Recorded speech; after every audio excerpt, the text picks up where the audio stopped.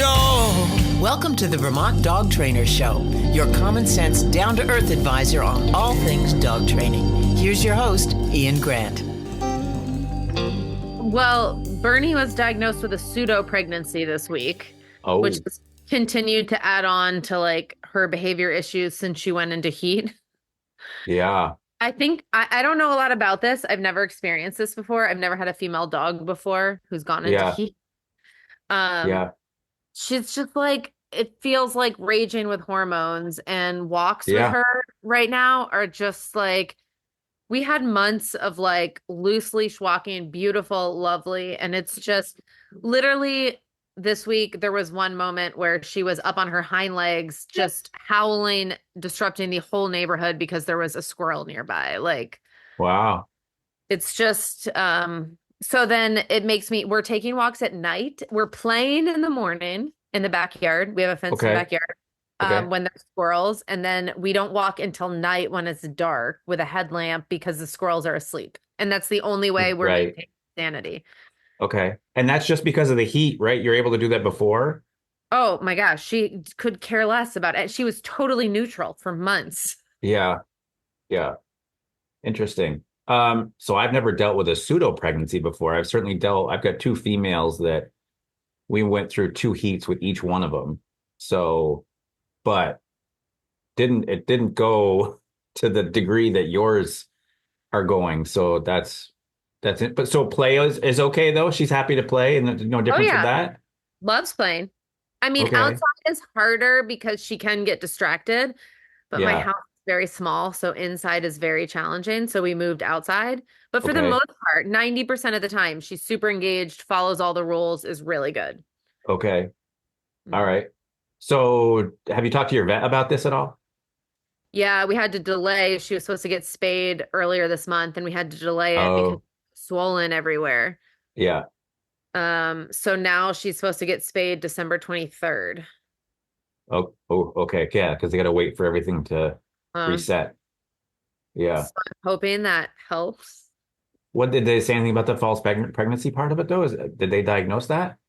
Yeah, my husband was with her for that though, and he's very hard to get information out of. So I know that it's a pseudo pregnancy. They did a manual exam and said we can't tell if she's pregnant or not. So they had to do an ultrasound, which they confirmed that she was not pregnant. But she has like swollen nipples. She looks like she's actively like look her abdomen, her ovaries, or her wherever. What is it called?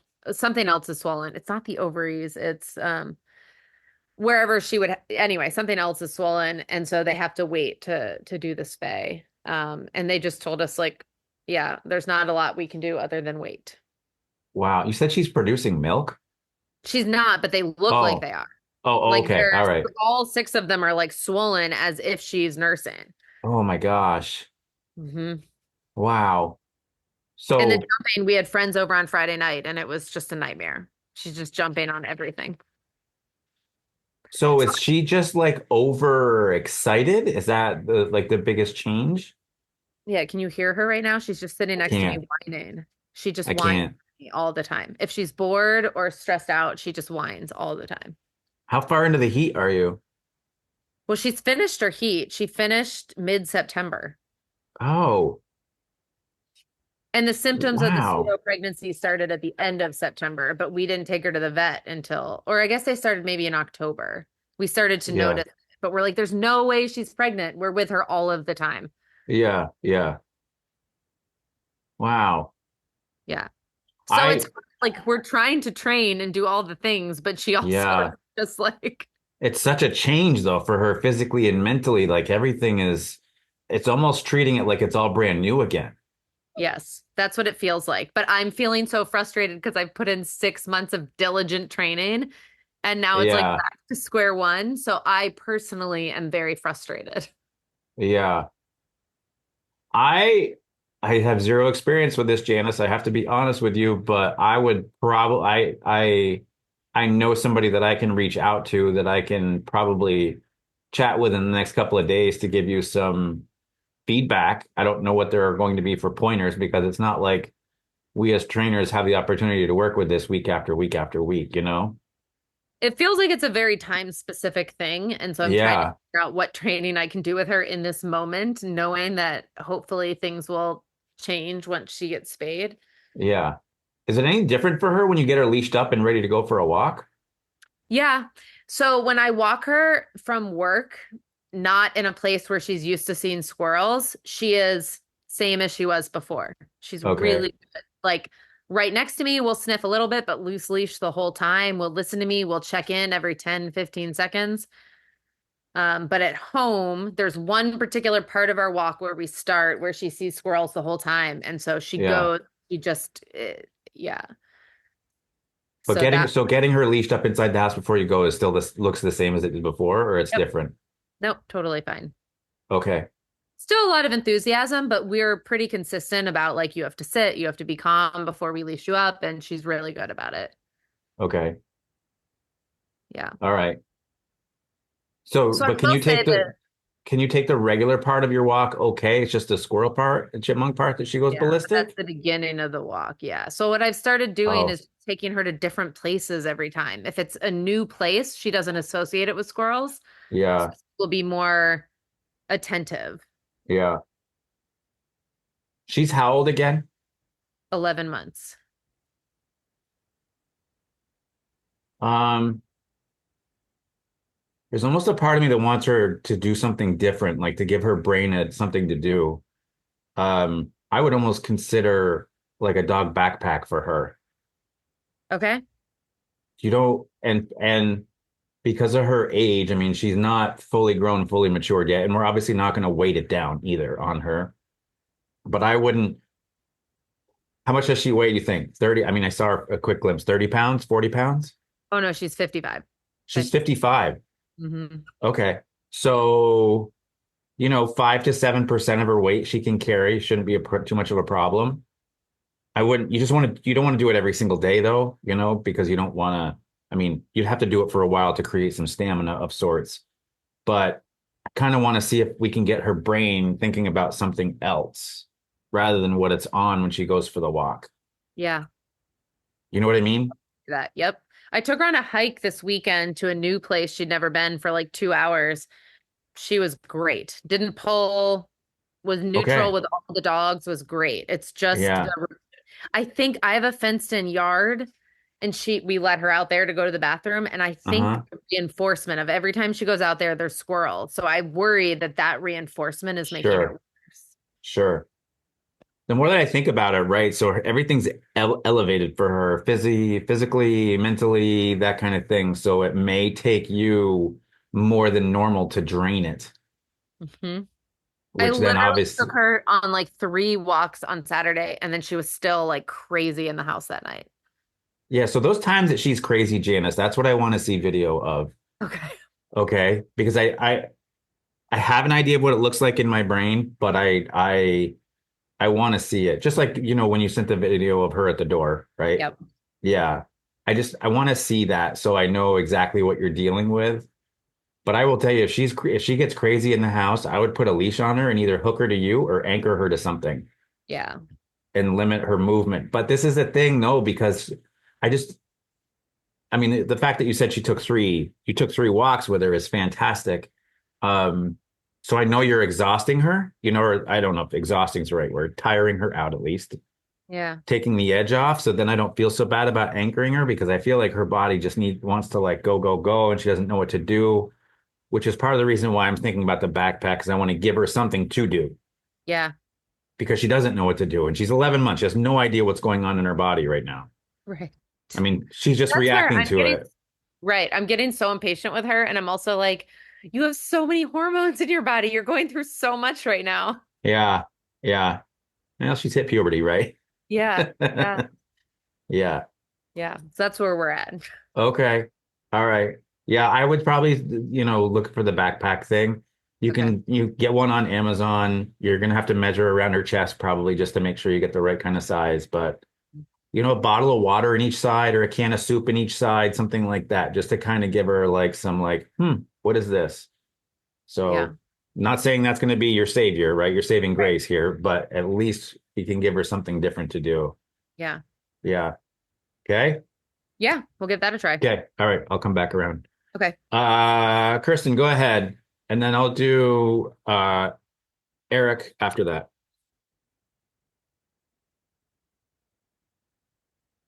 You just got to unmute, Kirsten. Yeah, so you asked me to Yeah. post the ball play, and Yep. yeah, so then today, I don't know if you saw a video I posted of her doing the same thing she does with the ball to the truck wheels. Yeah. Yep. Yep. So I wanted to ask you about that, and if you thought that well, when I was playing ball with her with my hand, like throwing the ball, it was really hard on me, and because it was almost dangerous. And then kicking the ball was much better. Yeah. What part did you feel was dangerous? When I'd reach down to grab the ball, she was Uh-huh. like barking and jumping. Yeah, that's all excitement. Mhm. Yeah. Like I didn't see anything in her where she was like, "Hey, don't touch this thing. I'm going to snap your hand off while you try to grab it." No, Yeah. So but so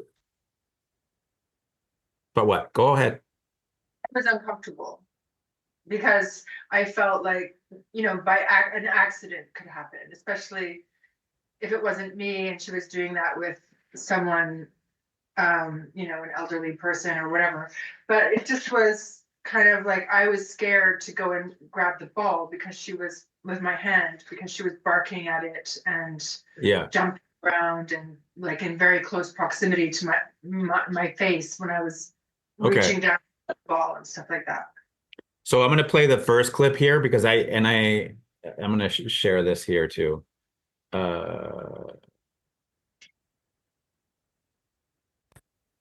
Okay, you can see it okay? Yeah. Yeah? Yes. Mhm. Okay. All right. So I just want you to tell me at what point this feels dangerous to you. Okay? Okay. Because I want to be able to tell you what's going on to kind of give you maybe a little peace of mind. Okay? Okay.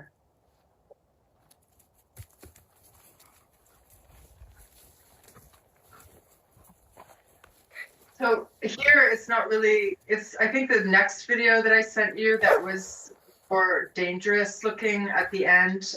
But that was just a Okay. picture of her body language and how she,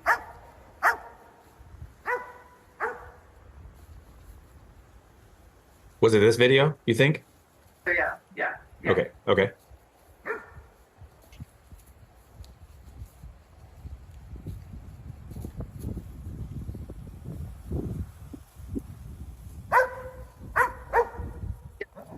Grabbed it and she's jumping all over. Like I'm intimidated by that, even though I know she's just playing. It just seems like, so I then got a soccer ball and kicking it around. I also posted a video of that, which I Yeah. think very easy and not a problem. She's still barking and excited, but I don't feel in danger by her barking so close to my face when I'm reaching down Yeah. to get it or anything like that, because I'm kicking it Yeah. around with Yeah. her. So that So what? seemed good. So this is her prey drive. Okay. So prey drive is her desire to chase something down. There's different variations of prey drive. For some dogs, it's super strong to the point where they want to not only chase something down, not only grab it, but then shake it and kill it. Could be squirrel, chipmunk, rabbit, whatever. Okay. Mhm. There's also the very mild version of prey drive, which is they're just going to chase after the ball that you throw, but as soon as it stops, they're going to just return back to you. So they're more thrilled about the chasing something than anything else, because once the ball stops, the life part of it goes away, and now it's no more fun. So they're just going to come back and check in with you. Make sense? So you kind of have an idea of like the ends of the spectrum here. Yeah. Okay. So for her, this is like it's the movement that makes her go. Right. So watch. Hold on. So as I say this, Kirsten, this is the only part I want you to pay attention to in the video is the moment when she's most active going after the ball. Yeah. When it's moving. Okay. Mhm.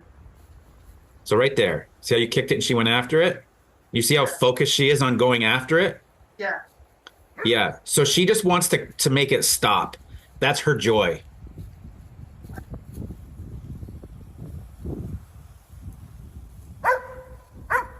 So it's this part here. Yeah.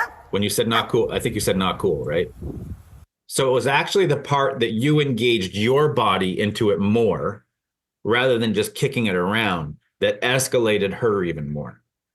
And by the way, you're not wrong for that. You didn't do anything wrong. She's just going with the flow of everything. That's all. That's all she's doing. So in this type of scenario, what I would do is I would have a leash on her that she can just drag around. Okay. Yeah. And so you can kick the ball around because you can see how much she loves to go after it. And that's why, and I'll play the soccer ball thing for everybody too. That's why she likes to go after the soccer ball because she can chase it down and then stop it. She loves that. But when it's stopped and then she turns her attention from the ball up to you and she starts jumping up at you, that's when I would grab the leash, stop her, put her into a sit, drop the leash, and then I would kick the ball. So all you're saying, you're basically, I have to use the analogy of basketball. So if there's a basketball game going, what happens to the game when the ref blows the whistle? It stops. Perfect. You are basically the ref stopping the game when you grab the leash and you tell her to sit from her jumping and doing all this stuff and getting too intense. Mm-hmm. Mm-hmm. So when you settle her down for that moment, it's like the ref blowing the whistle and saying the game's back on. You drop the leash and you kick the ball again. Yeah. Because what is the most valuable thing for her right here in this moment, Kirsten, in this video? What thing does she want the most out of anything? Yeah, she wants to get that ball. Exactly. So we use that as the positive reinforcement for what she's doing. Mm-hmm. So she doesn't need a good girl and a pat on the head. I mean, I tell my dogs, such a good girl, good boy while we're playing and stuff. But in this moment where she's constantly bouncing, that's something that we don't want. So it's like a player committing a foul in a basketball game. Ref blows the whistle. That's too much. You need to bring it down. Thank you. Appreciate that. Ref blows the whistle. Game's right back on. Mm-hmm. So that is going to have to get repeated a few times in order for her to understand that the game actually stops when she gets a little too intense. Okay. Yeah. Okay. So to give you a different angle on this, some dogs, when they play, even if you're playing fetch or something, some dogs will jump at your hand that has the ball in it Mm-hmm. when you're trying to get ready to throw it. For me, that's where I draw the line. You're not allowed to grab my hand that has the ball in it. That is against the rules of our game of play. So I would grab the leash, put the dog into a sit, get him to settle for a second, and then I'll throw the ball. So every time the dog does something wrong in play, the game stops immediately so that she understands. Okay? Yeah. Okay. So we'll go to was this the soccer ball one? Yes. Yeah. See how much she loves to go after the ball? Yeah. Yeah.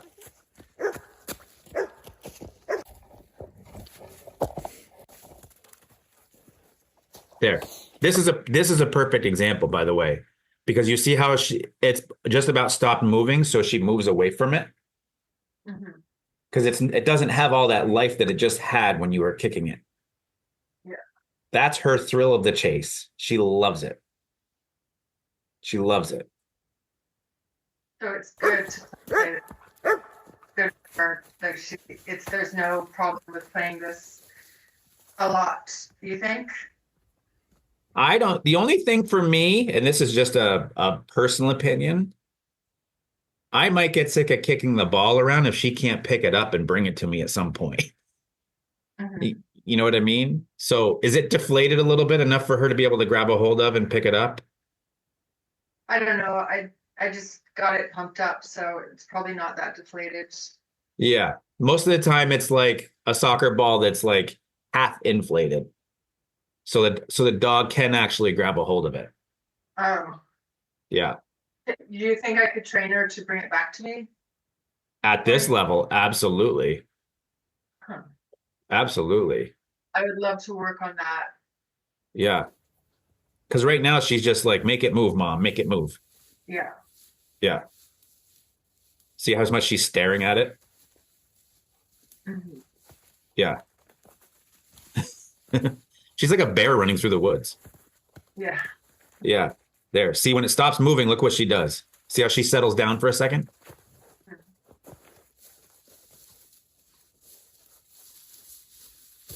She's so playful. It's awesome to see. Like, she's so happy.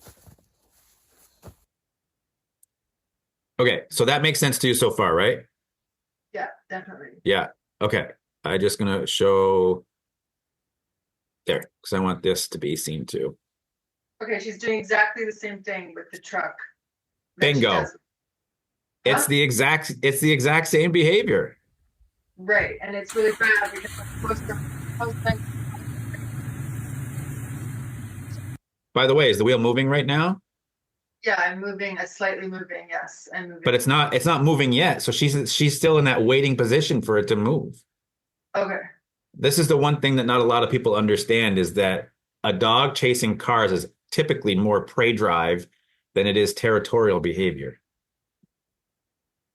Uh-huh.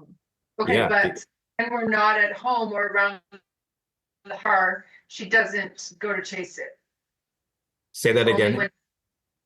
when we are elsewhere and there are cars going by, not at home, she doesn't care. She doesn't try to chase them. But at home is when she wants to chase the car that goes by. Right. Which could have a little something to do with territorial, but then I think she wants to chase. That's my opinion. Because it's the same.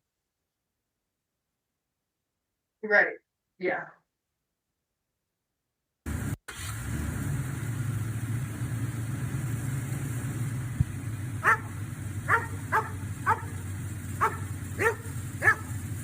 By the way, you notice when she's like looking up in the window, barking, basically wanting you to move the truck. Oh. So, and I know you did this for video purposes, but for you to Yeah. work on it, at home, I Yeah. wouldn't move the truck while she's or go to move it while she's barking, because that's her saying, I know if I bark, it'll make the truck move. And then it starts moving and she gets reinforced for that. That's her positive reinforcement for barking. Does that resonate with you at all? Definitely. Yeah.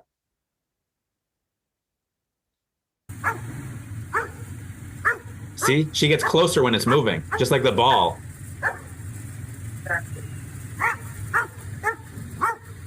Yeah. Yeah. Same behavior. Right? You see it all now? So I don't know what to do about that. Mhm. Well, I want her to understand the rules of the game first before we bring the truck into it. Yeah. So I would want you to put the leash on her. And let's make it a simple rule of like, so would she put her paws on you during play? I felt like a couple of times she did. Like, Yeah. okay, so in that would be a 100% game stops immediately if she does that.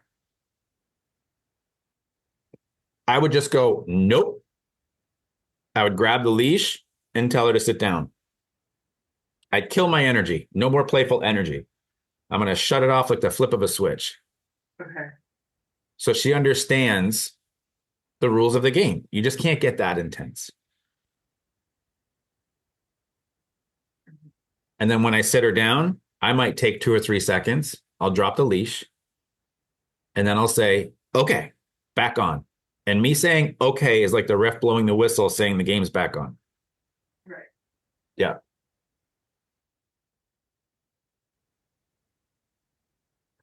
And then it's just practicing that, Kirsten.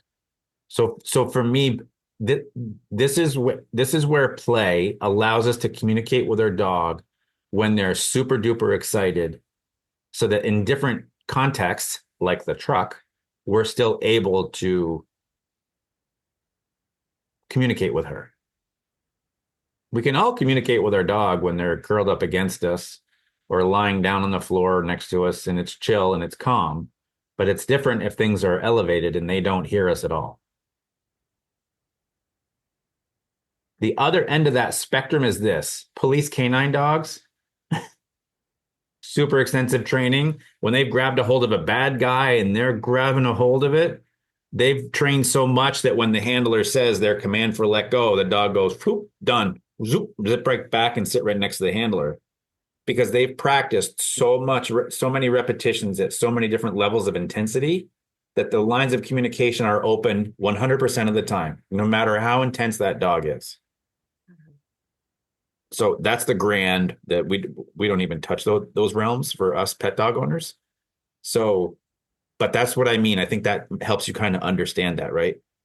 Yeah. Yeah. It's going through your mind. Nothing. Yeah, just listening.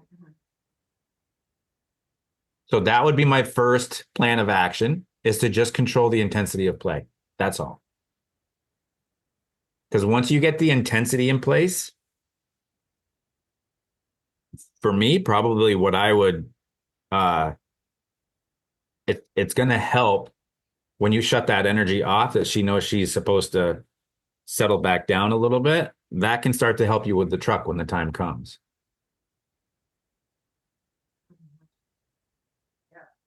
Yeah. And her wearing a leash while we're playing. So would that be a slip leash then? Yep. Just to give you some, it's just to give you access to just put a little pressure on her to just get her to sit down. Yeah, I'd be worried that in all that bouncing around, she'd be step on it and like hurt her neck. It would take a lot for that to happen. I've played a ton with dogs with leashes on. Uh-huh. A ton. Okay. Yeah. Just do that kind of play like in your driveway and in your yard. So it's not like you're running through the woods. Mm-hmm. You see here, like those open spots that you were in, that's where I would do that. Yeah. Yeah. Yeah. Okay. Yeah. Got it. Thanks. Okay. You're welcome. All right. Then I'll come back around. Eric, you free?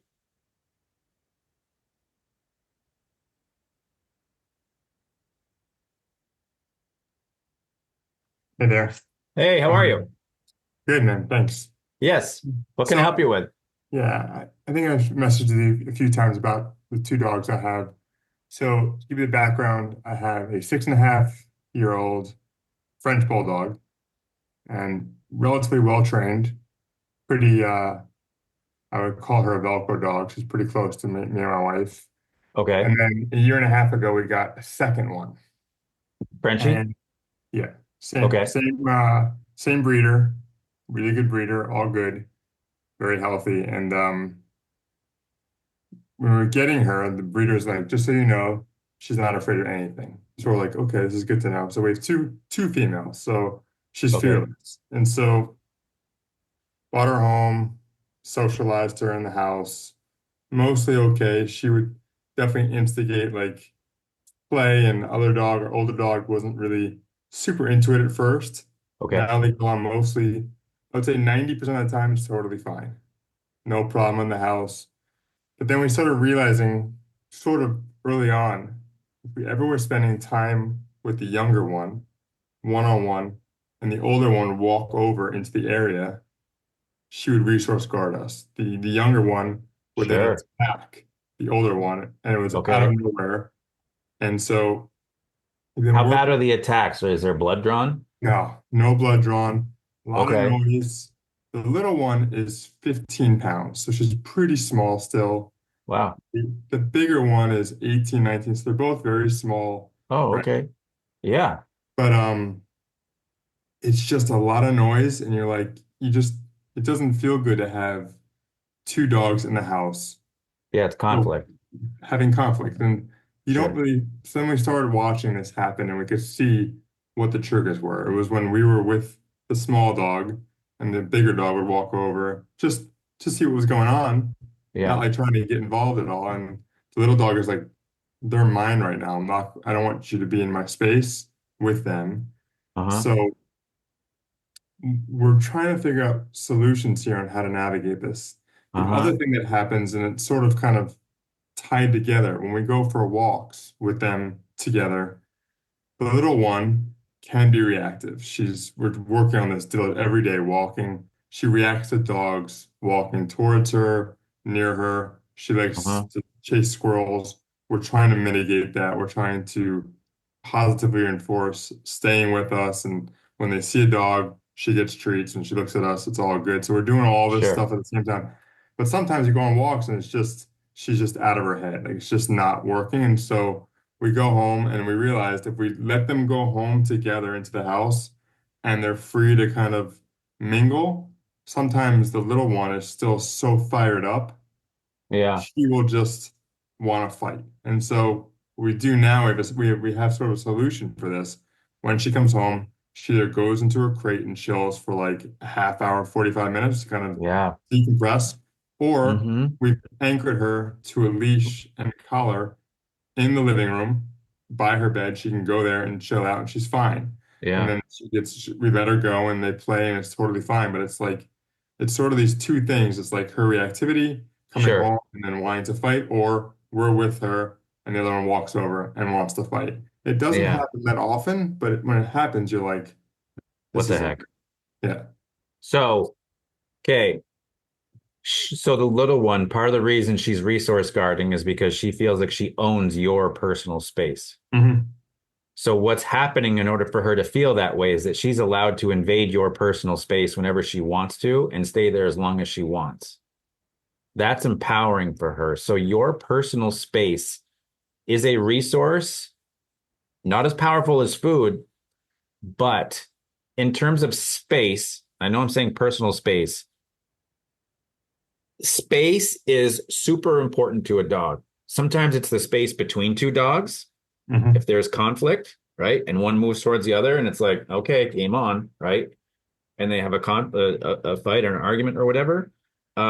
Sometimes when you create space away from your dog goes, wait for me, you know? So it can be used in different contexts. So I have a small Frenchie, and it's very easy to snuggle them if they jump up onto your lap and you just want to hang out. But I will tell you this, if we look at it through the dog's point of view, where the dog is sitting there and going, huh, my mom or dad is up there. I know if I jump up there, I'm going to get petted.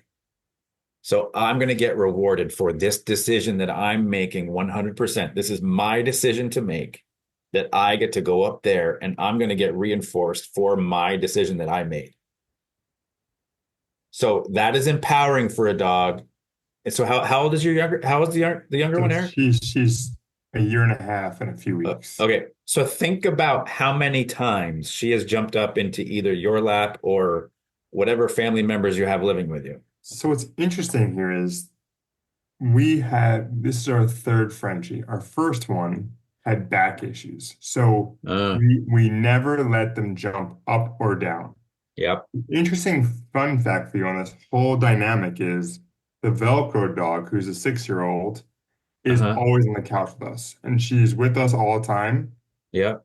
The little one never gets on the couch. She's in a crate, she's in her bed, she's tethered to the ground on next to her bed, or she's just Yeah. free and she loves her bed. She's sort of like this independent being. Uh-huh. But then when we're on the floor saying hello to her, and we don't have her come to us, we go to her. Mm. And then the other one won't be on the couch all the time. She's in her bed. And if she sees us hanging out with the other dog, she walks over and goes, "What are you guys doing?" Just like kind of innocently, like, "Can I be involved here?" And the little Yeah. one's like, "No." And so it's really interesting the personalities of two dogs. The older dog is literally Velcro, but Yeah. she's not some dog that's going to start a fight. She's super chilled out, Right. Right. pretty low key. It's the little one that's like, I don't get a lot of time with them. Now is my time. Scram. Yeah. But so even if she's not getting up into your lap, it's still her making a lot of her own decisions. So Hmm. she practices making her own decisions a lot. So she sounds very independent to me then. She is. Yeah. So independence is a lot of their own decision making. Yeah. Yeah. So for me, if I look at, do you have any kids, No Eric? kids. Okay. So I've got two kids. I look at it and I go, if I just let them be all day, they're going to create a lot of independence, but there's no guarantee as to them making the decisions that they're going to be good or bad. That's why they don't usually leave the house till they're 18, right? Yeah. We don't send 8-year-olds to college to develop independence. It doesn't make sense. They're not ready for it. And so it sounds like when your breeder says she's not afraid of anything, she may not be afraid of anything, but it sounds like she's wired a lot, especially on your walks. She is wired for sure. Yeah. Yeah. So I think this is going to be a two-parter, Yeah. and we do rounds of questions here. So I think I'm just going to finish up addressing this part as far as the decision making, and then I'll come back around as far as like her reactivity and you guys coming back in the house and sometimes having a fight there. Okay. Okay. And so I would have to break down kind of like what her day is like. Not that you have to micromanage, because there's a part of me that appreciates independent dogs, because it's not like you do have to literally be like, oh my gosh, let's go do this, and oh my gosh, you're so needy and you're so high maintenance and all that kind of stuff, you know. But for me, I I don't want a dog like that to dictate much of anything, Mm. because especially because she's not doing it the right way out on the walk either. She's not doing it when you come back in from the walk. She's not doing it when the other dog is close to you. Yeah. So, and even as I talk about this out loud, how would you describe her personality? Not happy-go-lucky, right? Or is she like super happy, playful? I think she's super happy and playful. She wants to get the older dog to play all the time. The older dog is like, I don't want to play with you, because I think there Yeah. may be some scarring there between. I don't know if they hold grudges. I have no idea how the dog's mind works, but Well, there can be imprints that happen, you know? Yeah. the Yeah. little one is the little one is pretty happy-go-lucky. But I will say this to you: when we're on walks, and I try to give her commands, or try to have her heel or whatever it is, like I sense that like she shows confidence, but I think she actually lacks it. Yeah. I think she's acting out, but she's not so sure Yeah. what's happening out Like if there. I came and knocked on your door and you Yeah, opened it up and I walked right in like I owned the place, what's her reaction to me right there in that moment? she'd come over to you and jump on your leg to see who you were. But jump in what way? In a happy way or like Playful, a playful. playful? Yeah, Okay. So have you ever seen her scared or nervous?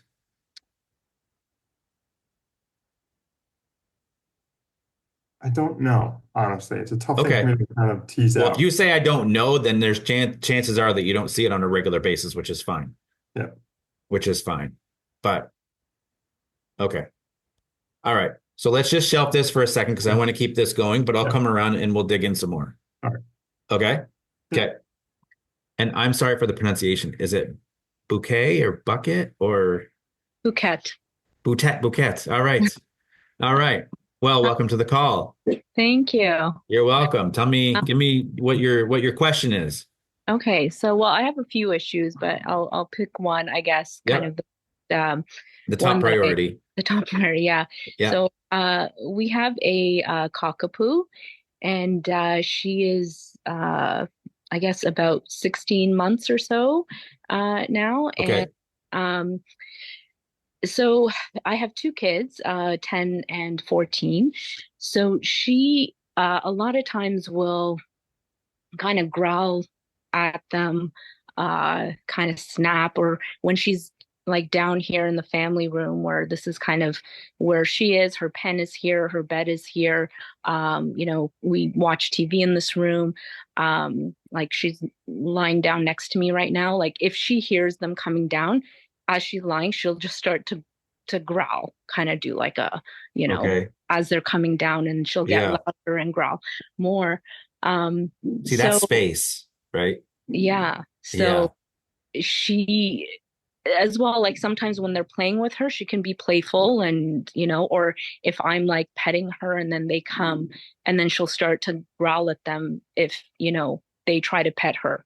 Yeah. um so I don't know, like she is also a big resource guarder when it comes to like if there's like a bully stick or anything like that, like she's Yeah. a big guarder in not so much with her toys, but if there's something she likes, like some kind of a chew or a bone, Sure. uh, or even if like they come down and she hasn't finished her food, she'll growl at them and then go into the pen where her food is. So why hasn't she finished her food?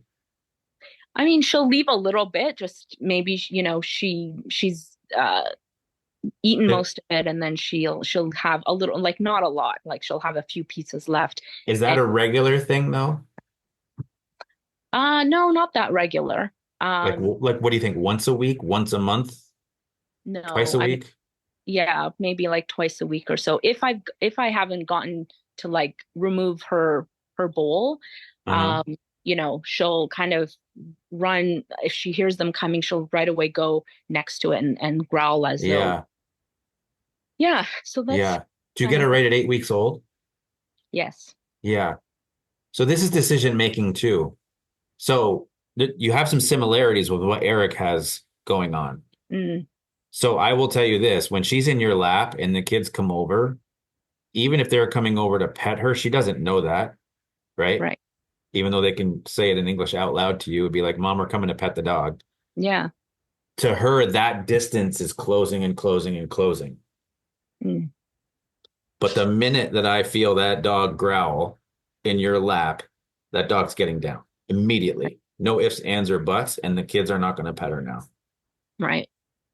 So I want her to know like that does not fly, especially for small dogs. Elevation can mean status Mm, because then all of a sudden it's like, these are all my people.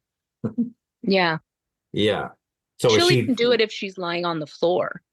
yeah. So, It's almost but like she gets up, like she doesn't like to be, if she's like lying and sleeping or whatever, and she's being yeah, interrupted, like, and she hears them coming down the stairs, she'll, yeah. But think of it from a positive reinforcement point of view for her. What does Mhm. she get? What does she get when she growls? Well, I mean, I tell her to stop, like I won't reinforce it in any positive way, obviously, Yeah, but but like, no. You're going too far. Hold yeah. on. Okay. What does she get for growling in that moment? When she growls, what does she immediately get? Uh, well, she gets a response from me. Nope. Before that, like especially if the kids come over, Yeah, or if you reach down to try to grab something and she growls, yeah. what does she get? Well, she'll, they won't come down or they won't pet her. Right. Yeah. So she immediately gets rewarded for that growl, and then she learns that the growl is what creates the space. Mm, So she gets reinforced positively for that. right. It's not positive to us because it's not a positive behavior on our part. Yeah. But to her, she gives that little growl. Oh, I just get space. I just Hmm. make them move away. Huh. I actually feel a little bit more confident now because I know it works. And then the more she does it, the better she gets at it. Right. And then the closer somebody gets to her, if they don't adhere to the growling, then it's going to get louder or more intense, Hmm. which could turn into a lunge or a nip, or which a nip is still a bite. Yeah. Does that make sense? Yeah. Yeah. So she's definitely making a lot of her own decisions. So what's it like taking her for a walk? Um, she definitely pulls. Like Yeah. if I have treats with me, she's Uh-huh. a lot more uh, you know, um she listens to me a lot more, like in terms of she'll walk, she won't pull if she knows that I have, the reinforcement. She'll listen, but a lot of times, like if she sees a squirrel, she lunges. If she sees like leaves kind of blowing around, she lunges at them. Yeah. With other dogs, like I'll usually I'll move, I'll switch positions or cross, to the across Yeah. the street, just so, I mean, she's fairly good with other dogs. She does go to like a dog daycare a couple of times a week. Okay. How does she do So there? good. Like she has little, friends there, Perfect. that she interacts with. She loves the people there as well. Yeah. She's always happy to see them. But yeah, walks can be a little bit of a challenge with her. Yeah. When she sees strangers like who want to approach her, she'll start to kind of bark and growl at them. Okay. So same question for you that I gave to Eric. I come and knock on your door, you let me in, I walk right in. What does she do? Oh, she would probably just bark. She'll come and she'll kind of jump up at you. Sometimes like she seems excited. Her tail is wagging quite a bit. But there has But been but occasion, you but you know every tail that wags isn't happy. yeah. Yeah. And, but like there's been times though when we have had, people over that yeah, she'll come and she'll kind of growl at them. Yeah. Um, without them really doing much other than Yeah. looking. Yeah. What's it like leashing her up to go for the walk? What's her state of mind? 10 being super duper calm and one being super duper excited. Um, she's probably like a 7 or 8. Like she will sit. I'll tell her to sit before we Yeah, leave. but sit doesn't mean calm though. Right. Like she'll, let me put her, leash on. But yeah, as soon as I open that door, if Uh-huh. I tell her wait and I step out first, and then she'll come out, but she'll still like really be excited to kind of just let's Yeah. go. Yeah. So on my Instagram profile, Hmm. and maybe you already have you seen the free doorway manners video that I have? No, I haven't. So if you go into my bio profile thing, Hmm. there's a link there for a free doorways manner video. Okay. So I would say it's just a quick YouTube link video. I would get that so you can see what that needs to look like at the front door Okay. to help smooth that. I'm not saying that's the solution to all your problems by any means, Yeah. but the other part of it too, especially with resource guarding, is that we need to teach her that what she has is shareable because she doesn't feel like that stuff is shareable. Hmm. So she knows if somebody grabs it that it's gone for good. Right. So do you play fetch with her or play any games? Yeah. Does she let you have like, will she drop anything for you? Sometimes, but she loves to like pull. Like so if it's kind of like Like a tug? toy, like a tug, she does like to Yeah. she has like a ball that she likes to like we throw it, she'll fetch it, but she doesn't really bring it back to us. She'll Yeah. like grab it and then she'll go, but she'll kind of let us Right. get to it, but to throw it again, but she won't kind of like bring it back and drop Yeah. it. See, so, Yeah. and that's all a part of it. That's what I would work on first. Just like when I was talking to Kirsten about her dog having like prey drive, we need to teach that teaching through a game can help out so much to a Hmm. dog.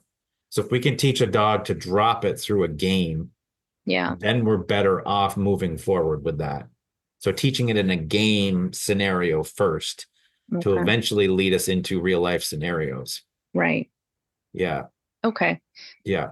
So in terms of though, when the first part of the question around the, growling when the kids are coming down or they're in her space and, she's kind of growling at them when she's Yeah. next to me, I'd put what her right should I into the crate.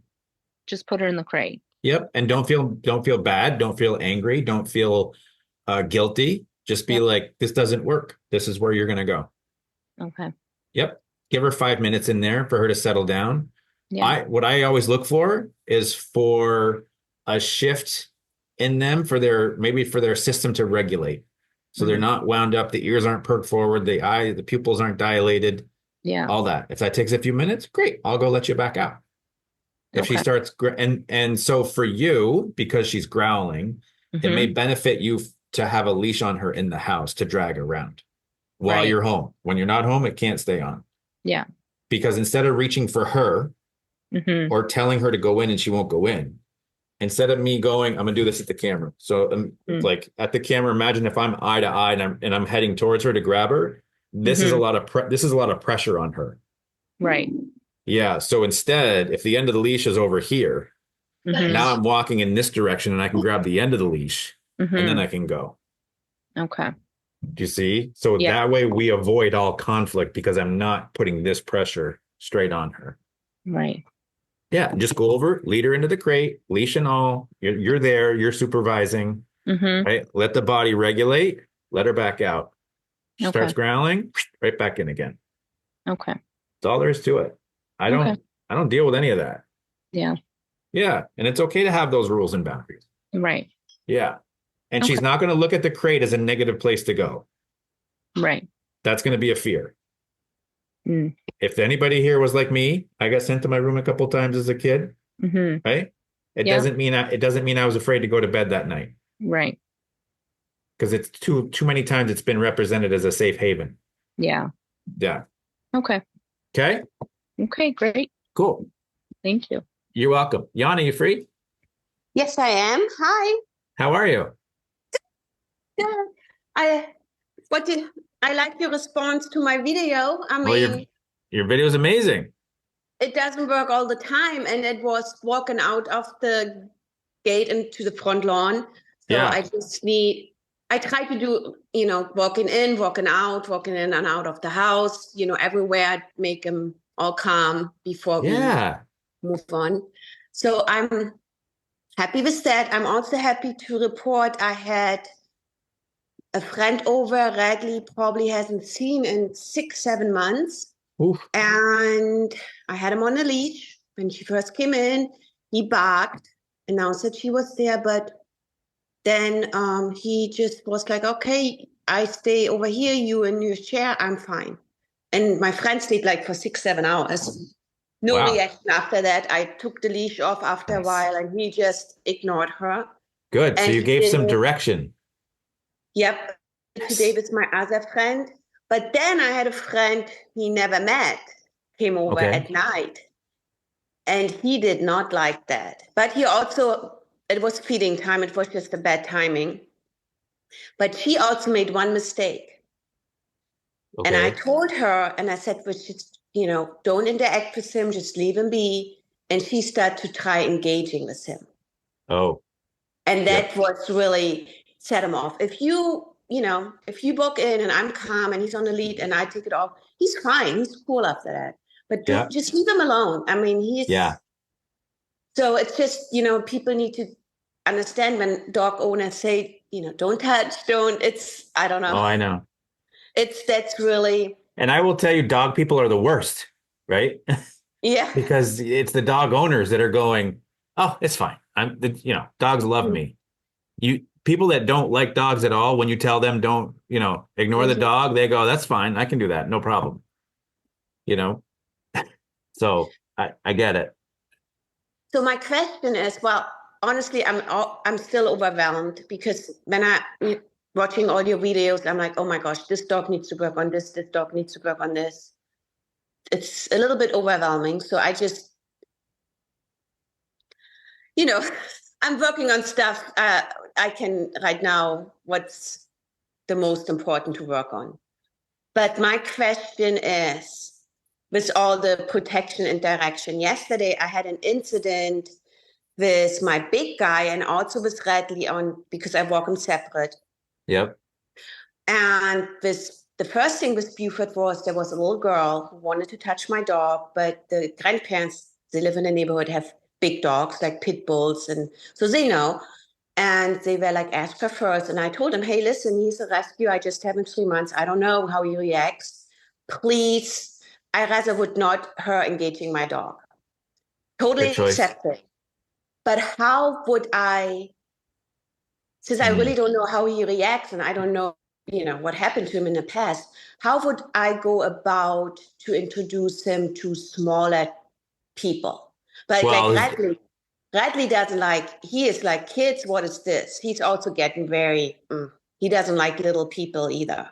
Yeah. So first things first, I would do it with just him around and none of the other dogs. Okay. So let me ask you this. So you're walking him out on a trail and I'm walking towards you Mm-hmm. and I stop, hey, your dog's gorgeous. Can I pet him? What is he going to do typically in that reaction with an adult male? We haven't really had those many experience that way. Okay. So that's Okay. why I'm very on the cautious side. Yeah. Usually, I notice with both of them, Radley and Buford, that they get very stiff. So for me, Yeah. it's probably not good because I'm still working with them to figure out. So always be on the cautious side and really Yeah. don't want people messing with my dog. Right.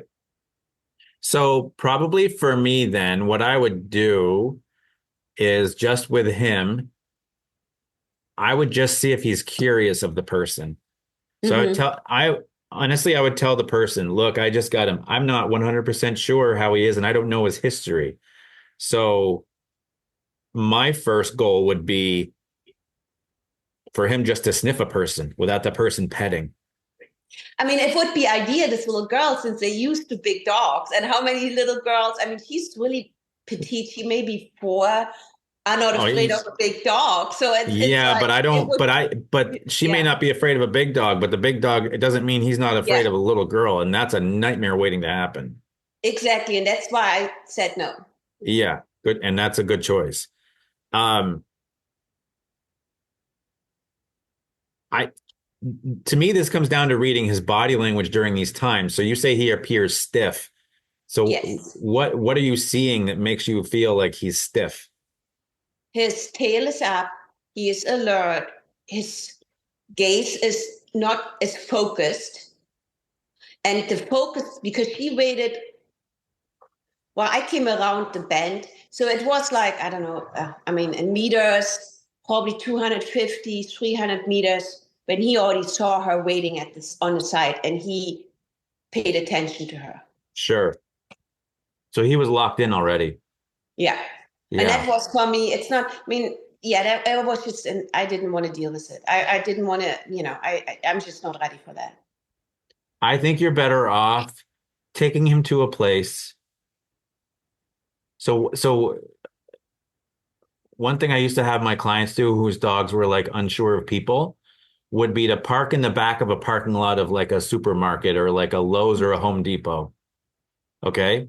Because to me, this allowed the dog to see people from a distance, but none Mm-hmm. of those people are moving directly towards you if you park kind of far enough in the back. A lot of those people just come out of the doors and they're just going into their cars, right? Mm-hmm.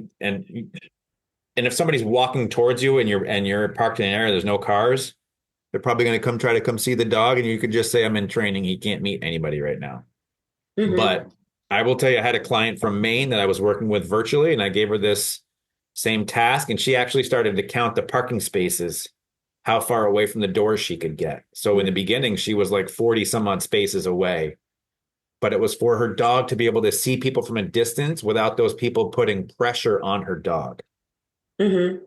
So it allowed the dog to be more like, oh, actually, nobody's coming at us.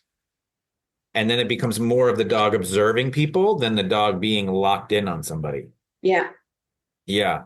So for me, See, that would be like a good starting point, Yana, from there. So then you could be like, okay, I can tell Ian what I found now and how this went, and then we can kind of build on it from there. I wish I could do that with Radley, but I cannot even get him in the car without. But wasn't this Buford though that you were talking about? Yeah, you've heard, but I've the same issue. It's with Radley, which I planned on. My neighbor has done it, but I cannot get him even in the car. Like with Radley, I cannot even get him in the car. Is he Since we afraid always to get talk in? about Radley, that's my major. That's. But Yeah. Buford, I totally could do it with Buford. I totally could do that with Buford.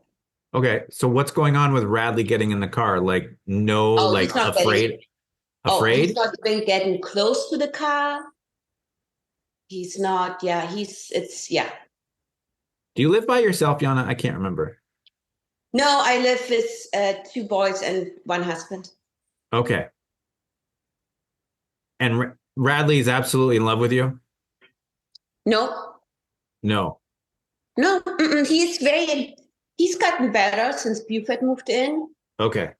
He's very more affectionate. He actually blocked Buford the other day for me, which he never has done before. He's more, even the boys notice that he's more affectionate with them. Yeah. He's not a very affectionate dog. Yeah. Okay.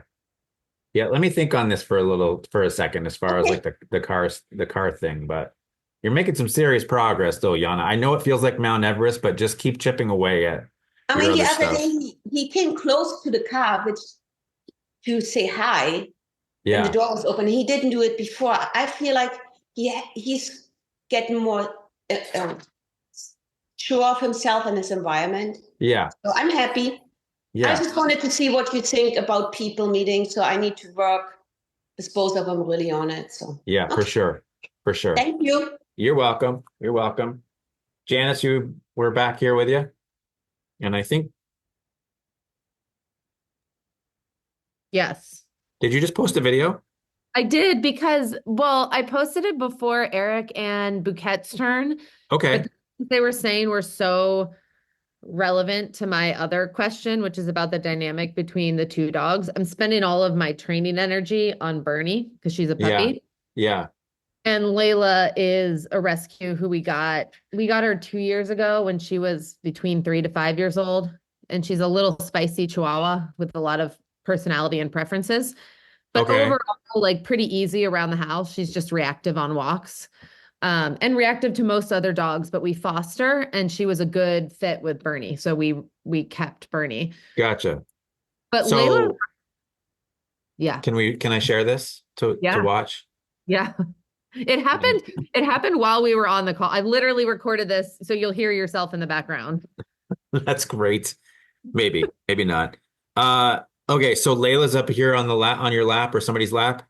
Yeah, and so much of what you have said in the last hour applies to what you're going to see with Layla. But she's the little dictator. So you'll see I can tell you right now that what you're getting from feedback from Bernie is like she's getting lit into from eye contact. Oh yeah, she's terrified. She won't enter rooms. She'll whine at the entrance of rooms, and we have to. So as soon as I see this, Layla gets down immediately. Like no ifs, ands, or buts. You're not going to have that kind of power over the other dog. Right.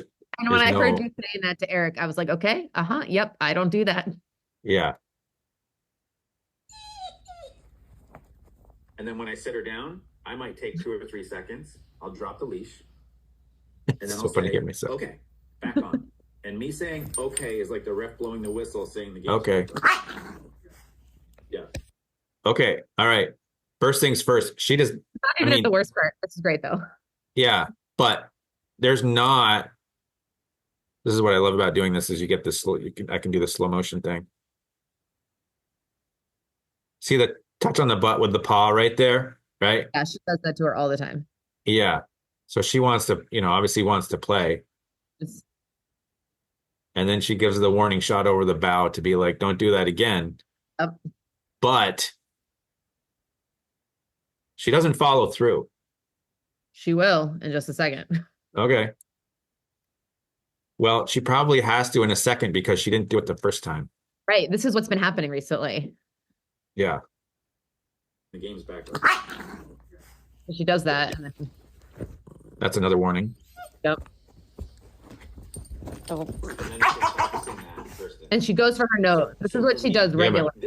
She's still not following through. Yeah. No, she never hurts her, but that's the most aggressive she gets with her. Yeah. So, but here's the big but. As we look at this, and then when I sit her down, I might take 2 or 3 seconds. I'll drop the leash. And then I'll say, cute. Okay, back on.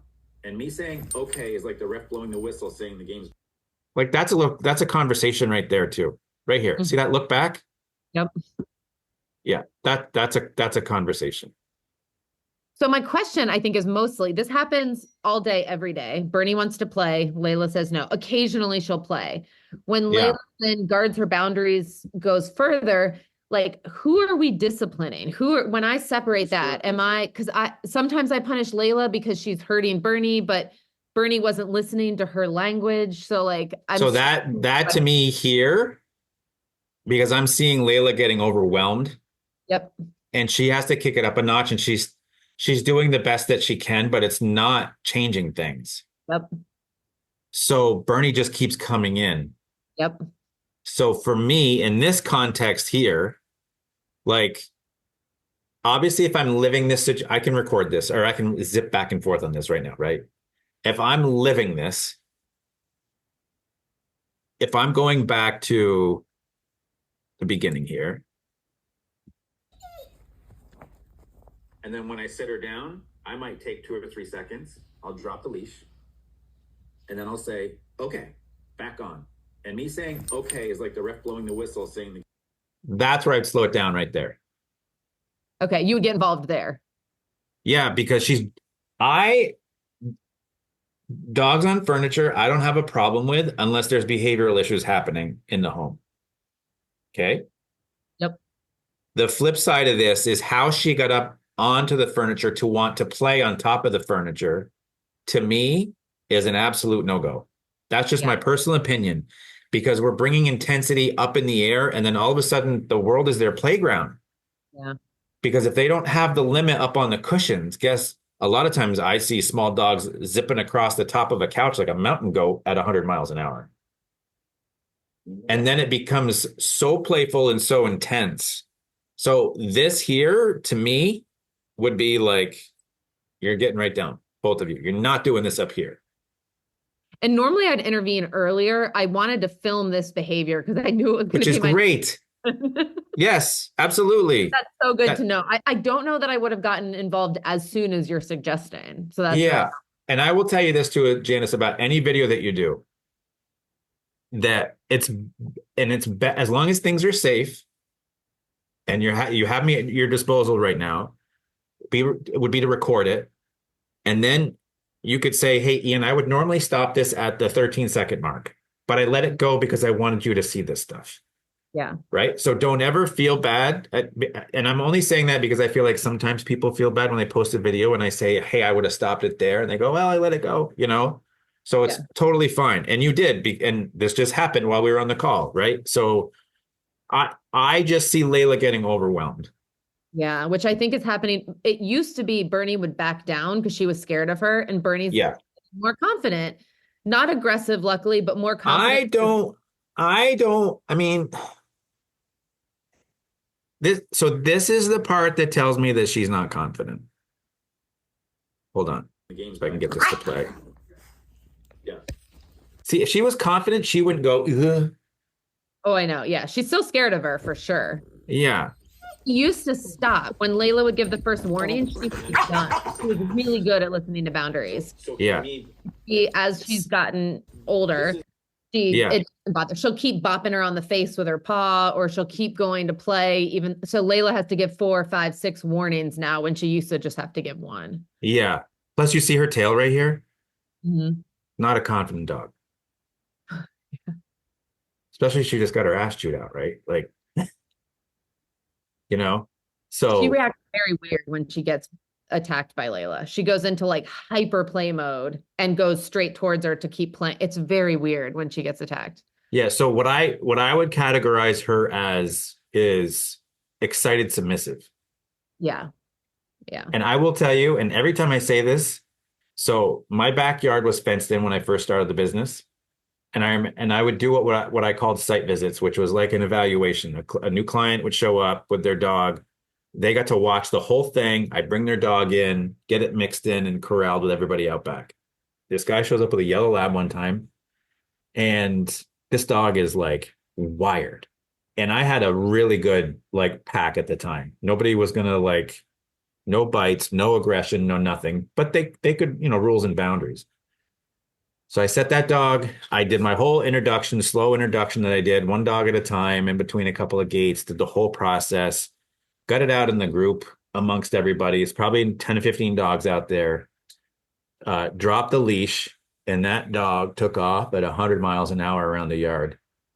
And I think I had every dog but 2 chase that dog down. And somebody nailed the dog, not bit it, but like bumped it to knock it over.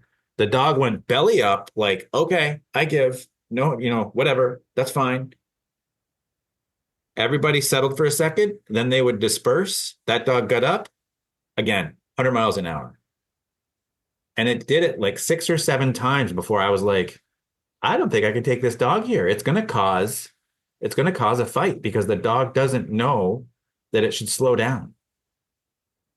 And that was the excited, submissive energy. They're just so wound up, but they're so like, I'm sorry. And then whoop, they're off again. And Yeah. I'm sorry. And then woof, off again. So I you're mean, saying it's no, not at all. What I'm saying in that setting, I can't control 15 dogs, right. not annihilate another dog. So, Yeah. and I told the client, I'm like, this is not a good fit for here. And I knew at that time. So in this scenario, what I would do, especially because it's just the two dogs, Mhm. is I would put Bernie on a leash and keep her and limit her space so that she can't get wound up again. Okay. That Which will, is what you said the first time too, was limiting her space. So it feels like in general, that would be really helpful for her. yeah, but so in the beginning, like when she jumped up on the couch, like, all right, let's play. Nope, you're getting down. You are not doing that up here. Okay. And then I may have a leash on her too, just like I said with Bouquet. Like, so at that point, I can put a leash on her and be like, nope, we're not doing that. You're getting back down and you're just going to hang out next to me for a couple of minutes and bring it down a couple of notches. And then I'll Okay. drop the leash and give her a little freedom to do whatever. And if she jumps up like she wants to play again, I'm bringing her right back down. Okay. So what I'm saying is that yellow lab was the 100 miles an hour, just wouldn't stop. Yeah. Yeah. You have all sorts of room to make this stop and all sorts of opportunity. Okay. So totally not a lost cause, but it's also advocating for Layla too. So she doesn't feel like she has to do it.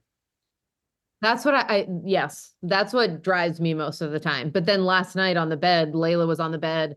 Bernie came up, she attacked her, and we punished Layla because it was like, and so I just struggle with, am I even disciplining the right thing? Yeah, but so you're gonna get a video later on in the program that talks about follow through. And unfortunately, it's towards the end, but I will tell you, for me to get follow through, even if play gets too rough or one of them corrects the other because this one's wound up, I don't need either of that.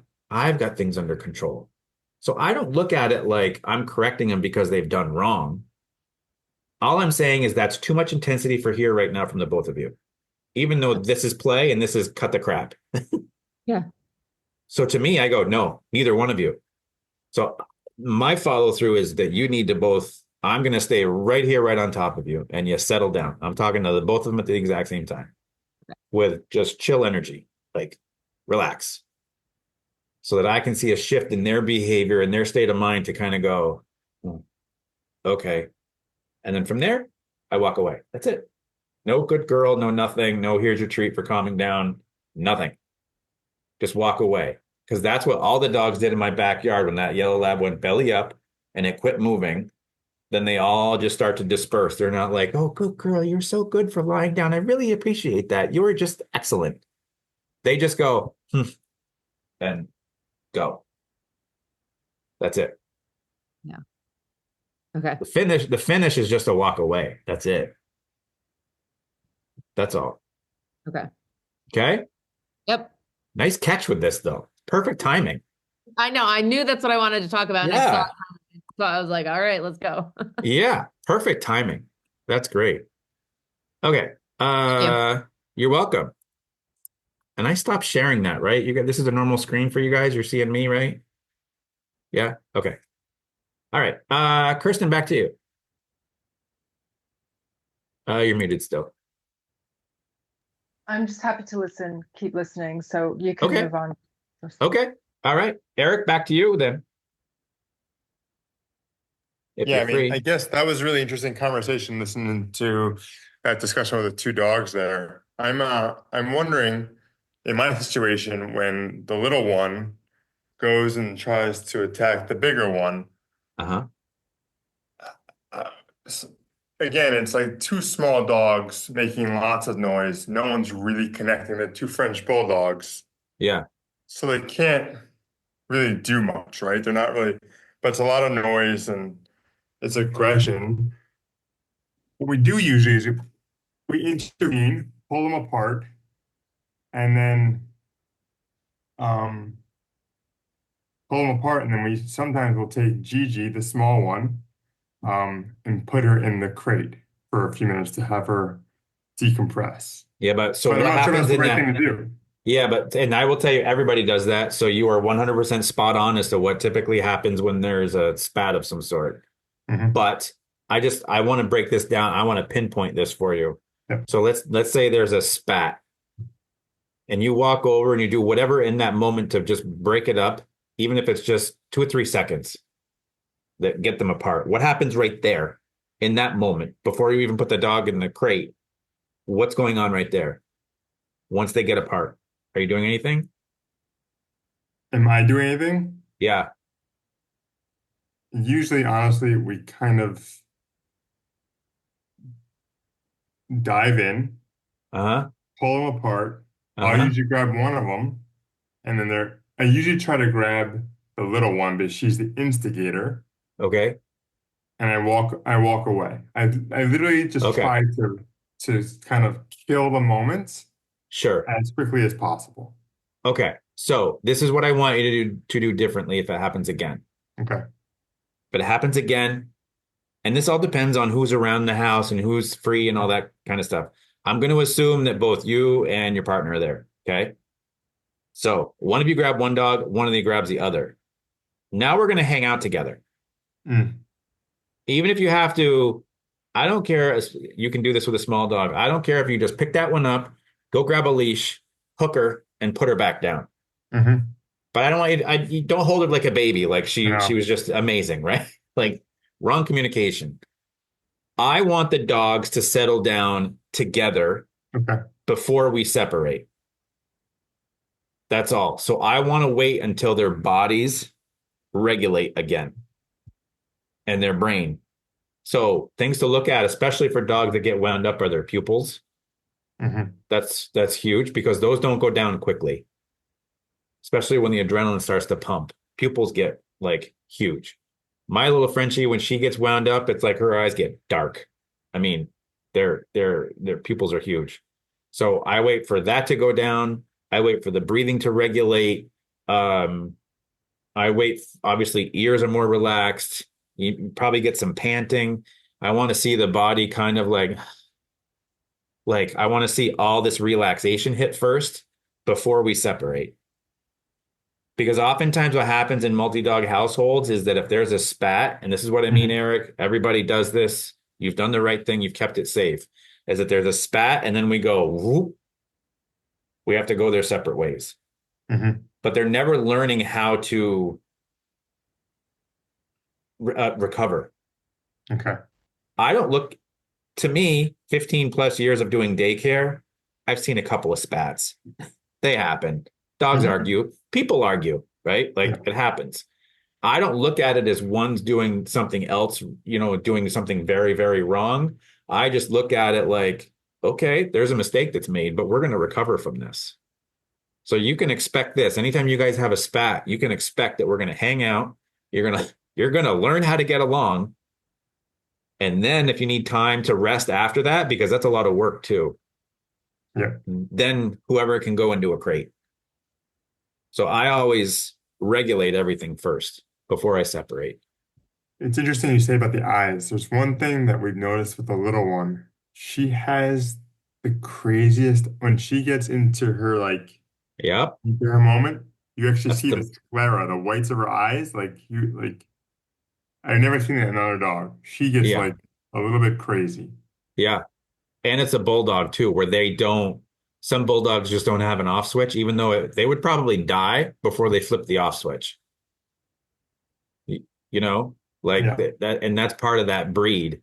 Um, yeah. So did you want to address I guess what was your next question that you wanted to, I mean, I know we talked about walking and stuff, but I mean, the critical thing was the squabbles, right? How to navigate the pre and the post. I mean, we've been yeah, trying to we use the avoidance tactic to sure. never I get like it. have them be in the same room when we're like spending time with one, they're never together.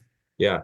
feeding time is fine. It's like just that one moment where we like catch ourselves where Clem walks over when we're on the floor with the little one, and that's when it all starts. But the walking outside together, um,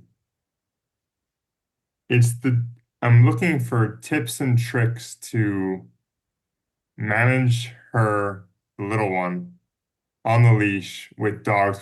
Like I know the whole treat thing, but like when I don't have a treat in my hand, Yeah, she's but a so hard to walk. yeah, but Eric, I can tell you that if things aren't straight in the house, they're not going to be straight out on the walk. Yeah, just the way it is. So we have to get things under wraps at home first. Okay. So I will tell you this, like I would probably anchor your little one to She's something in the angry. living Yeah. to something in the living room Yep, she so is. that yeah, so that you can pet your other dog. So you've done this? Yeah, so we What kind of behaviors does she show while she's anchored and she can't get over in between and claim your space? she's pretty chill, honestly. When she's anchored, Okay. it's like a good solution. It works. She goes right into her bed and she just passes. I hear her snoring. She's anchored downstairs on the on Uh-huh. the on the couch on the floor, Yep. and in her bed, snoring upside down right Okay. So to me, then I would make it a purpose, make it a point to practice that every day to now. where either you or your partner are on the floor in the living room and she's anchored and she's just, I want her to be, I don't know, 10 feet away to start with, maybe. And I'm just going to throw numbers out here, Eric, and you probably have already done it to a certain degree. But I would say, can she do it from 10 feet with no problem whatsoever? Hmm. Great. She can do that. Then I'm going to go to 8 feet. So she can do that repetitively, no problem whatsoever. Okay. And then I would go to 5 feet until she can repetitively do that with no problem whatsoever. You see what I mean?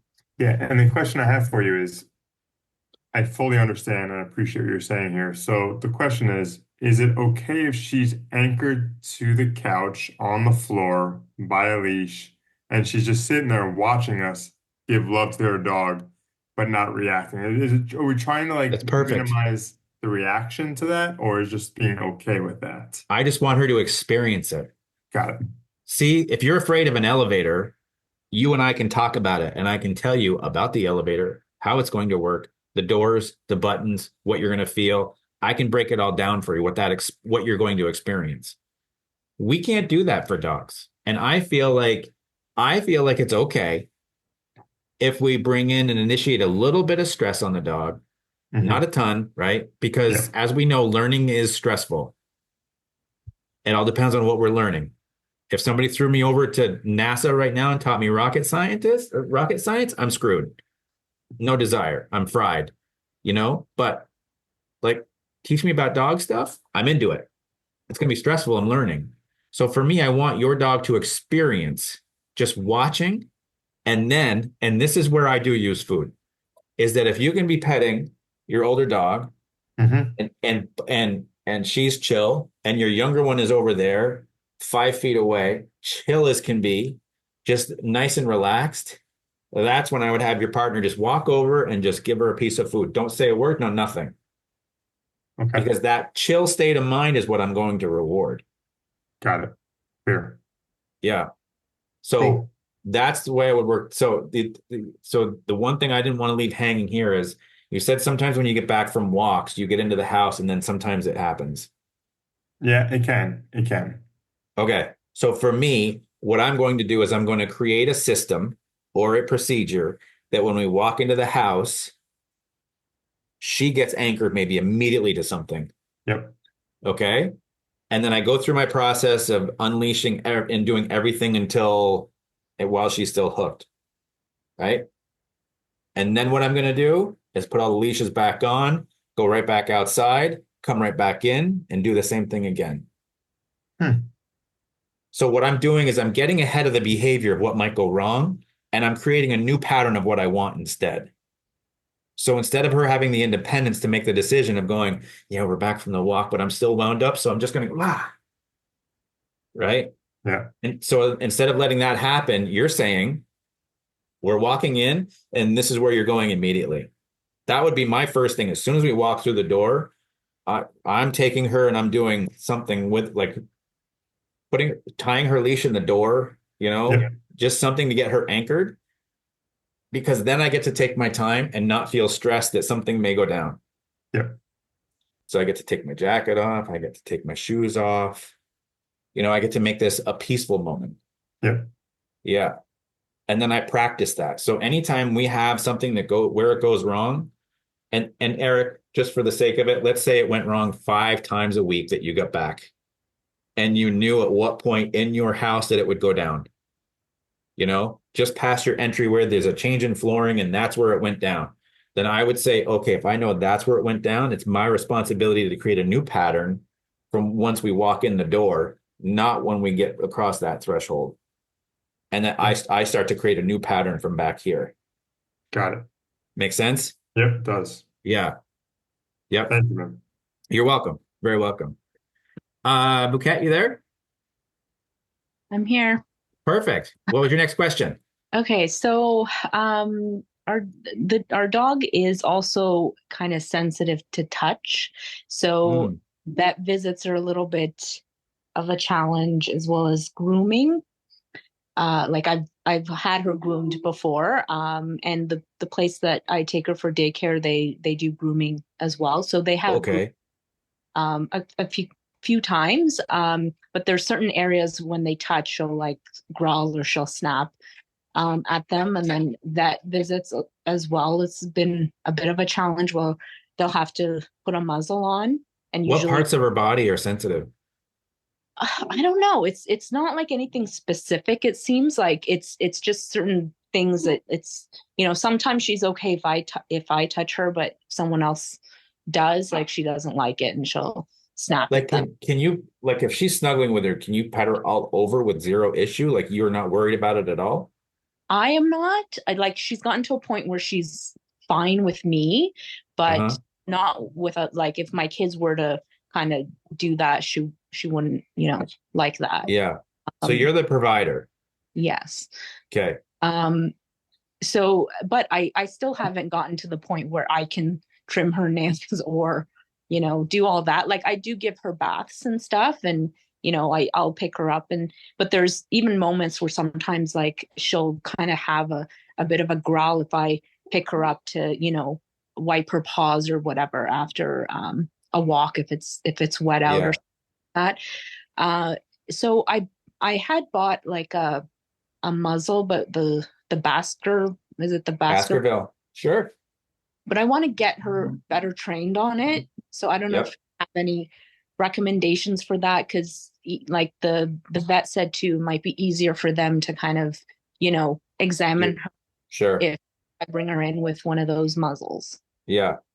So let's say this is what she sticks her head into for the muzzle. Yeah. Right. So I guess it's more kind of like this, right? These parts here. Mm-hmm. I would smear a little peanut butter in here. Okay. Okay. Yeah. So, and this is what I would do is I'm going to hold this up. So like her head is here. I'm going to do this sideways now. Yeah. So this is her head over here. So I would hold this up. I want her nose to be intrigued so that she's the one that puts her nose in instead of me going like this to her. Okay. There's a huge difference in muzzle training a dog from this to the dog sniffing and going, what's this? And licking. Mm. And then what I would do is I would pull it away so it brings the dog in again. So what I'm doing is I'm reinforcing the dog for making the movement into the muscle. Into the muzzle, they get to lick, and I pull it away and they go, wait, what is this? And I pull it away. They go, wait. Every time they move their head into it, which is the first step in all muzzle training. Yeah. I want the dog to get the repetitions of like putting their head into it, putting their head into it, putting their head into it. Mm-hmm. And so once they put their head into it, then we kind of have to like rest the muzzle on their nose. That's the next piece of this. Okay. So I'm going to let it kind of rest there and the reason I do something like peanut butter is because it's the licking. It's not just the piece of food that it's just, sometimes I look at treats as like taking a hit, meaning they're just getting the food and they're chewing it and then they'll swallow it back here. I want licking is what makes them like keep licking and stay there. Mm-hmm. Yeah. And so I let the nose rest. If the dog's comfortable with this, then I may like see if I can grab the straps and just put them up, not connect them or anything like that. Hmm. Because this is where, as soon as like, if you do this and the dog like yanks their head out, I've gone too fast. I've got to slow it down and take my time even more.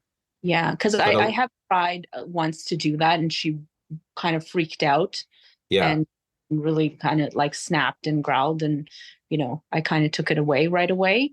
yeah. So I don't even know, to be honest, if it's like the right size that Oh, um I kind of guessed a little bit, but she has kind of a longer nose, so yeah. she looks more like a cocker spaniel than a poodle. Okay. So Okay. he has like that long snout. Yeah. So Like, is I it pushing up against her nose and pushing it up? Because it haven't been able to fully get her in it okay. yet, I but would I would honestly start with the peanut butter then, because at least she's gonna put her nose into that. yeah, Yeah. okay, Now, if she doesn't take the peanut butter, then we know that the muzzle is more valuable than the food, right, you know? yeah, And then it's a different road. But most of the time, something like a peanut butter is like the first step in getting it going. hmm Yeah. yeah.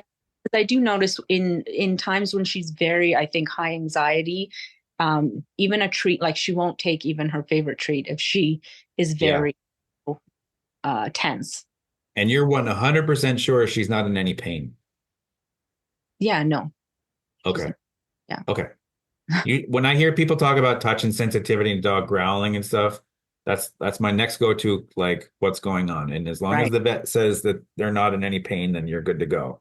Then we No, know it's a more of a don't touch me kind of thing. yeah, and she's had it for a long time, like really. Yeah. I noticed it probably like a month or two after we got her. Yeah. Yeah. Yeah. So it's the same thing as before. She growls to create all the space that she needs. Hmm. It's the same thing. Yeah. But Okay. see, to me, that's where I would play with her more, Hmm. because even during the times of play, when she's happy-go-lucky, she's got something in her mouth. And the first priority is to get her to drop something so that you can throw it again. Right. And this is what like the people that are in this program have learned, as far as like how to play, how to teach the dog to drop it. We can do this together, the whole thing. So Hmm. then when the dog's free to drop it, they're free to be close to us. Yeah. And they're parading around with the ball.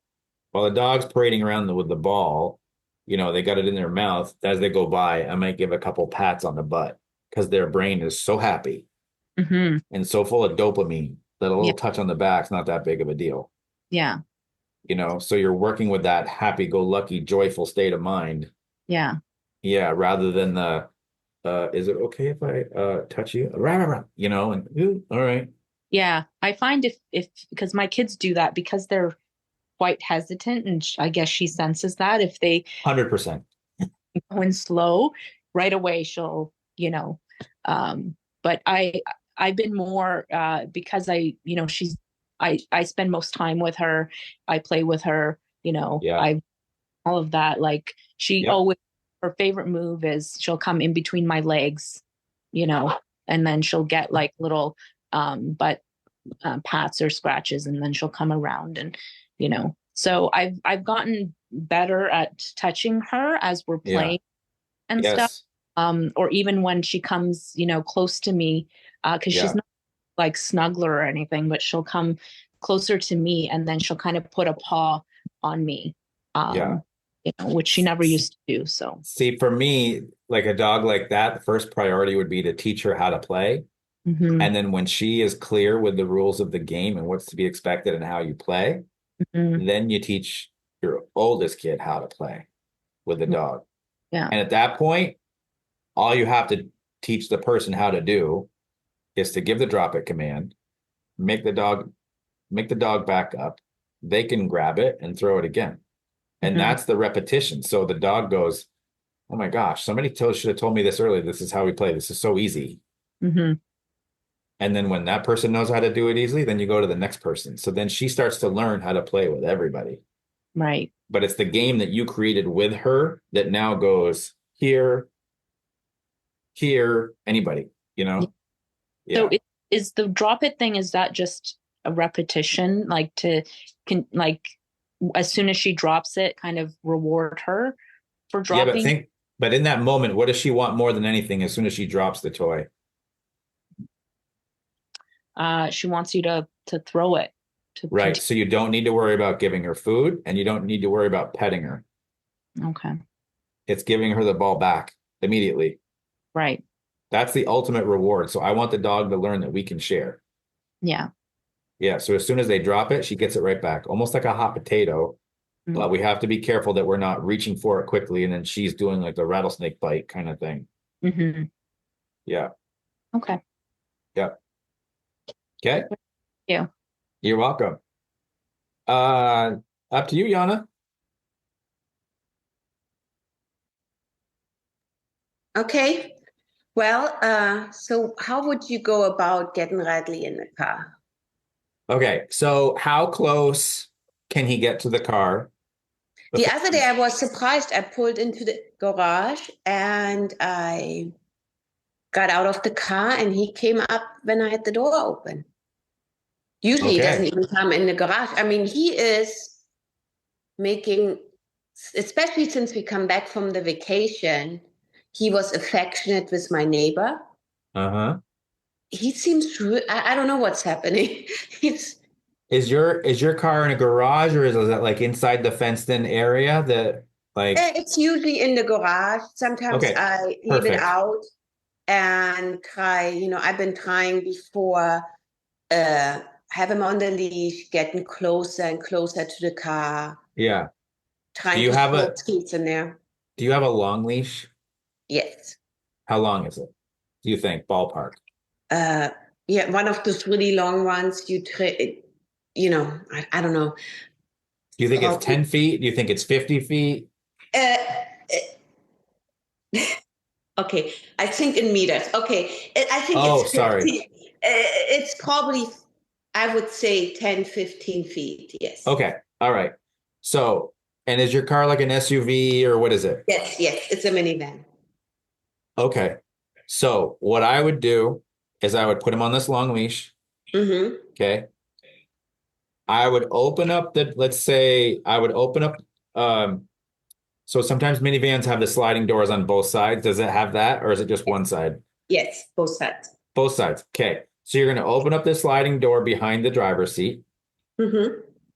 You're going to get in and you're going to go sit in the passenger seat behind the front row passenger seat. Okay. Okay.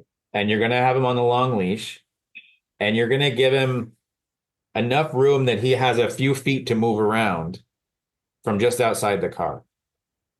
Okay. But you're just going to sit there and you're just going to like, maybe you have the leash connected to you. Maybe you're sitting on the leash. Maybe Mm-hmm. you got it under your foot or whatever. And you're just going to hang out there and just answer some emails for 10 minutes. Okay. Okay.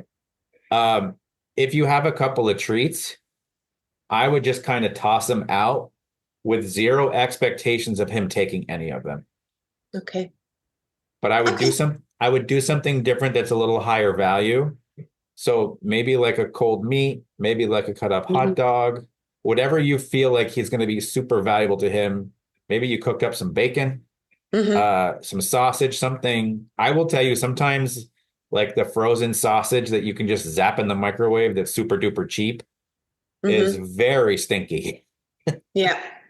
Yeah. So I want to get his nose going and get more curious. Remember, it's always nose, eyes, Mm-hmm. ears, right? So I want to get his nose curious as to like where is that smell coming from? If we can get him to be curious, that's like icing on the cake in that moment. Even if he doesn't take it, if he's sniffing, I'll take that as a win. But Okay. I want him to experience you being in there and nothing bad happening to you. And if he ends up, if he puts a paw up on, let's say, Mm-hmm. I would tell him good boy and I would toss him a piece of food or something. Okay.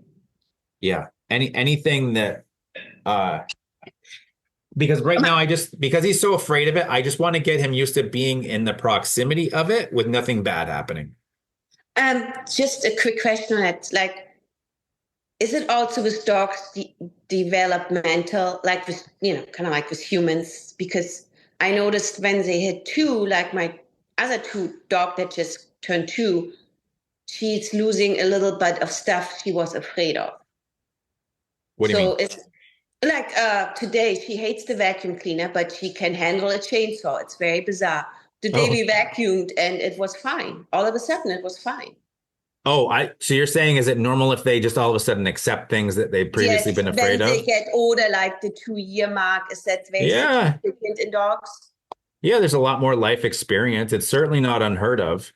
Okay. Yeah, where it's just wondering how. Yeah. So there's hope because For sure. he's still young. It's not like trying to train a 10-year-old rescue. No, Okay. no, not at all. Okay, not at perfect. I will try to take a video to see how it goes. All right. Thank you so much for this week. You're welcome. You're very welcome. You're very welcome. All right, I think we'll wrap it up for tonight. So we'll be back on Tuesday at 1:00. And just to let those of you in the program know and in the lab that starting Wednesday, December 11th, the calls during the week will be Wednesday at 1:00. So we'll be adjusting here in another month or so. So, okay. Okay. Thank you. Bye-bye. All right. You're welcome. You guys have a great night and we'll talk soon. Welcome, Eric. You're welcome.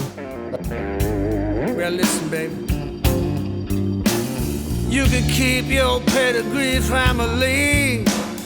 This rescue dog is through with you.